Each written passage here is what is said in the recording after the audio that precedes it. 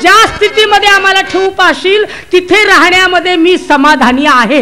या समाधानाला धरून जर तुम्ही जीवन जगलात तर सुख न मागता मिळेल. समेचं आधान याचं नाव समाधान. आणि परिवर्तनाच्या या चंगळवादामध्ये रमाल तर सुखाची तृषा कधीही शांत होणार नाही.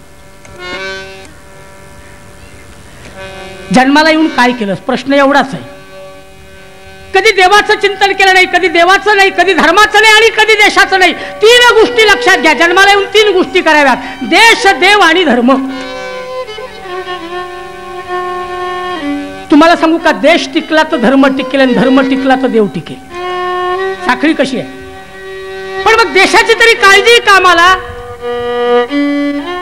काय होता हा देश?